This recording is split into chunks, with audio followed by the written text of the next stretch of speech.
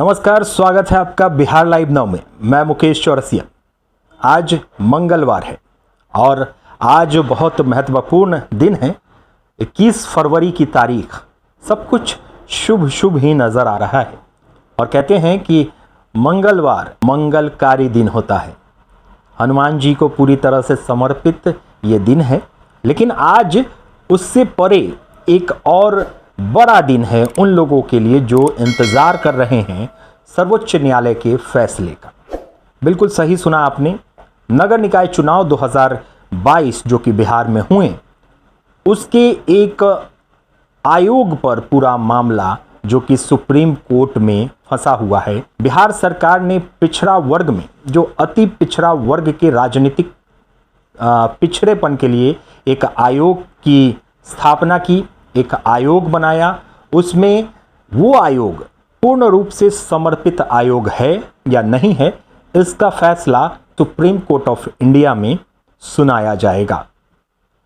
पिछली बार जो 15 फरवरी की तारीख थी, उसमें सुप्रीम कोर्ट ऑफ इंडिया ने एक हफ्ते का समय लिया और कल वो एक हफ्ता पूरा, आज वो एक हफ्ता माफ कीजिएगा, पूरा हो जाएगा। आज मंगलवार के दिन वो हफ्ता पूरा होने वाला है और आज दोपहर तक कहा जा रहा है कि सुप्रीम कोर्ट ऑफ इंडिया की वो जो रिपोर्ट है, डिसीजन है, ऑर्डर है, वो सामने आ जाएगा। पहले क्या हुआ था, 28 नवंबर 2022 को सुप्रीम कोर्ट ऑफ इंडिया ने एक रीट के लिए ऑर्डर दिया कि जो बिहार सरकार ने अति पिछड़ा वर्ग के राजनीतिक पिछड़ेपन के लिए आयोग का गठन किया है, वो डेडिकेटेड आयोग यानी कि डेडिकेटेड कमीशन नहीं है।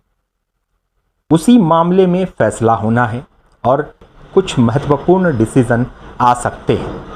अगर टेक्निकली बात करें, तकनीकी रूप से या फिर अध्ययन करके इन सारी चीज़ों का विश्लेषण करके निकाला जाए, तो अभी तक जो विशेषज्ञ हैं, जो कानून के जानकार हैं, उनका कहना है कि 100% ये आयोग जो बनाया गया अति पिछड़ा वर्ग के राजनीतिक पिछड़ेपन के लिए, सुप्रीम कोर्ट उसे अभी भी नहीं मानेगी। अगर सुप्रीम कोर्ट उसे डेडिकेटेड आयोग, डेडिकेटेड कमीशन नहीं मानती है तो क्या होगा? हो सकता है कि उसके बाद बिहार में जो नगर निकाय के चुनाव हुए हैं वो रद्द हो जाए, और जो विशेषज्ञ हैं उनका भी यही कहना है।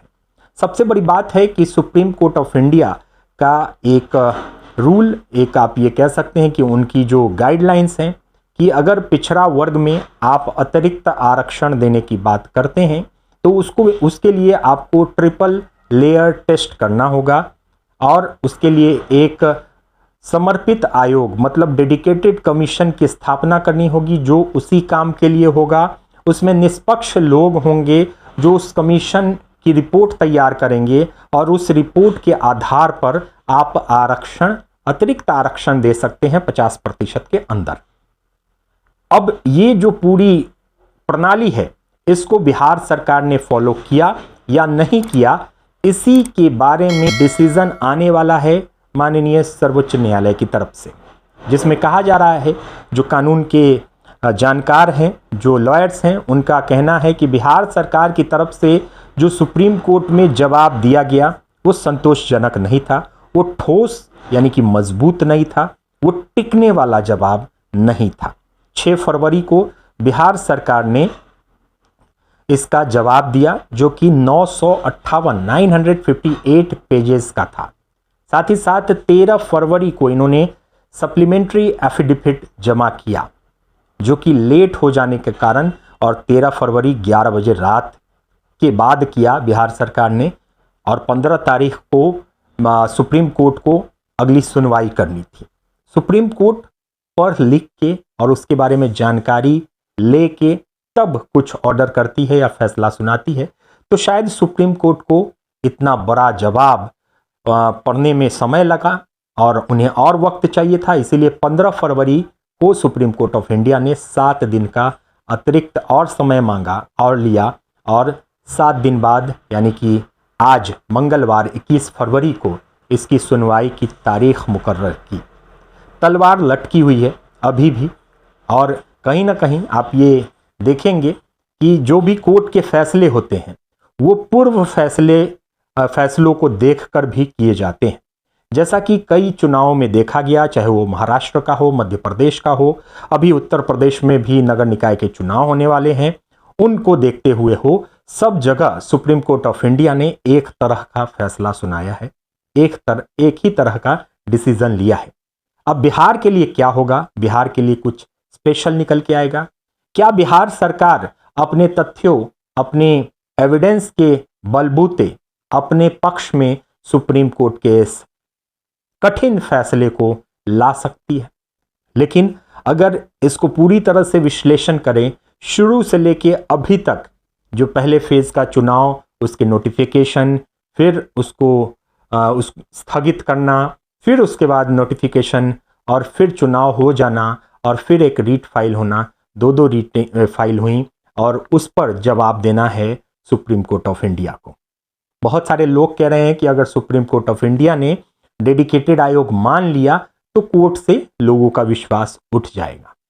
लेकिन सुप्रीम कोर्ट तथ्यों के ऊपर, और सबसे बड़ी चीज है कि एविडेंस, कभी भी अदालतों में सबूत की बहुत महत्वपूर्ण भूमिका होती है, और अगर सबूत दे दिए जाएं, ये प्रूफ कर दिया जाए, सामने जो माननीय जज बैठे होते हैं उनको संतुष्ट अगर कर दिया जाए, तो कहीं ना कहीं उनके हक में फैसला आ सकता है। लेकिन अभी तक जो कहा जा रहा है उसमें यही कहा जा रहा है कि बिहार सरकार ने वैसा कुछ नहीं किया है, वैसी कुछ ठोस चीज कोर्ट के सामने प्रस्तुत नहीं की है।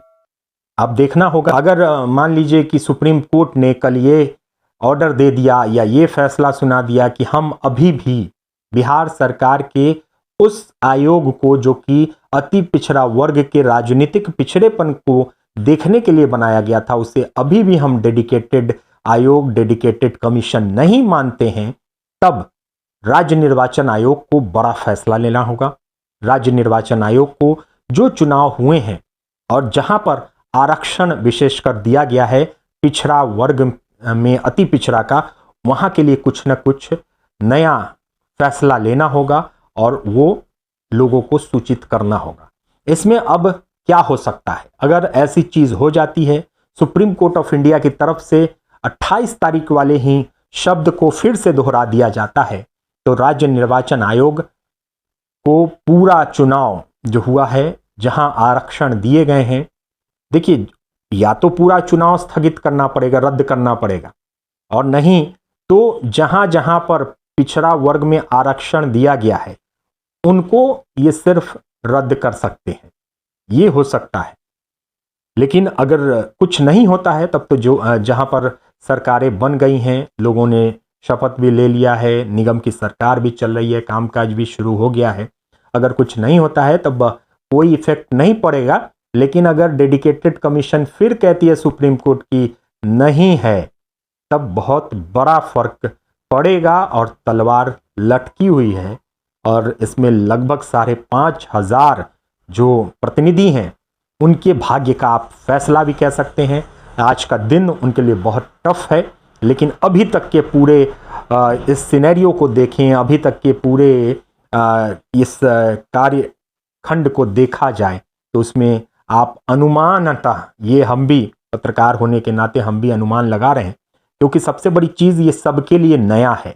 लेकिन पूर्व में जो फैसले सुनाए गए हैं, पूर्व में जो डिसीजन लिए गए हैं अन्य जगहों के लिए, उसको देखते हुए और जिन राज्यों में कमीशन बने हैं ट्रिपल टेस्ट के लिए, उन चीज़ों को भी देखते हुए एक अनुमान लगाया जा सकता है, और अनुमान लगा के ये कहा जा सकता है कि सुप्रीम कोर्ट का फैसला बदलेगा नहीं, वो ही रहेगा जो 28 फरवरी को उन्होंने दिया था, ऑर्डर में लिखा था कि हम बिहार सरकार द्वारा बनाई गई इस आयोग को डेडिकेटेड आयोग नहीं मानते।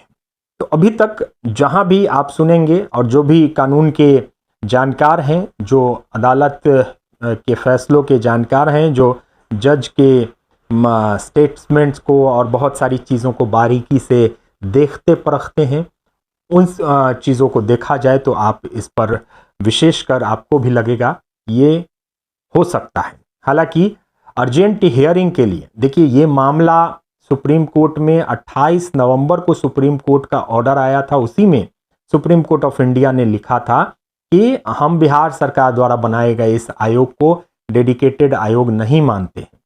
तो फिर 30 नवंबर को बिहार निर्वाचन आयोग की तरफ से, राज्य निर्वाचन आयोग की तरफ से इलेक्शन के तिथियों की घोषणा कर दी गई।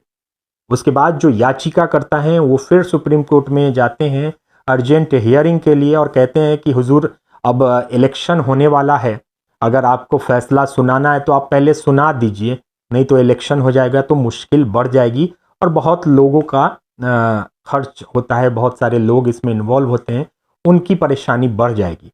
फिर सुप्रीम कोर्ट का यही जवाब आया कि हमने तो पहले ही कह दिया, अब ये सारी चीज़ें जानकर अगर बिहार सरकार और चुनाव आयोग इलेक्शन करवाती है तो करवाने दीजिए, हमें कोई परेशानी नहीं है, लेकिन हम अगली तारीख जो 20 जनवरी की है उसी पर अपना फैसला सुनाएंगे, तारीख वही रहेगी और कोई बदलाव हम नहीं करेंगे।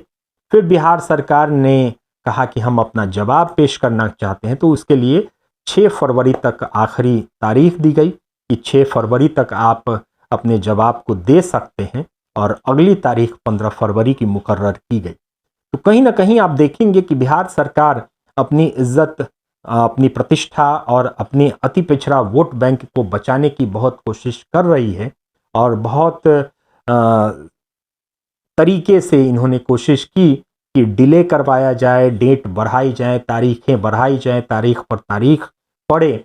और ऐसा इन मामलों में देखा भी जाता है कि तारीखें बहुत लंबी हो जाती हैं, तारीख पर तारीख पड़ती रहती है और मामला 5 साल बाद उसका कोई फैसला आता है तो सबकी जान बच जाती है। यही शायद वो लोग भी सोच रहे हैं और जितने भी प्रत्याशी हैं जो जीते हुए हैं वो भी इन चीज़ों को सोचकर अपने आप को खुश रख रहे हैं। लेकिन आज का दिन बहुत ही महत्वपूर्ण है और बिहार लाइव नाउ पर हम सबसे पहले कोशिश करेंगे कि आज जो भी फैसला आने वाला है सुप्रीम कोर्ट की तरफ से वो सबसे पहले हम आपको बिहार लाइव नाउ पर दिखाएं। तो बने रहिए, हमारा काम विश्लेषण करना है। अब जो भी फैसला लेना होगा वो माननीय सर्वोच्च न्यायालय के जो जस्टिस हैं, जज हैं, उनको लेना है और उन्हीं के हाथ में सारी चीज़ें हैं।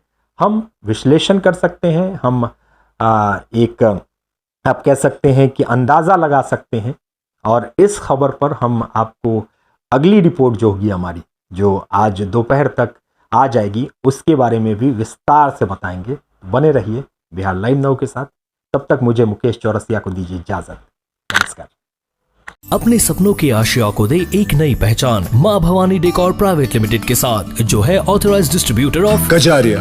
देश की मिट्टी से बनी टाइल से देश को बनाते हैं और जहां मिलती है सभी प्रकार के Indian and imported granite, marble, sanitary एवं कोटा स्टोन का अनोखा एवं आकर्षक संग्रह। मां भवानी डेकोर प्राइवेट लिमिटेड मतलब a complete floor solutions. New 0 mile Dadar road, Muzaffarpur. Call 9934753111।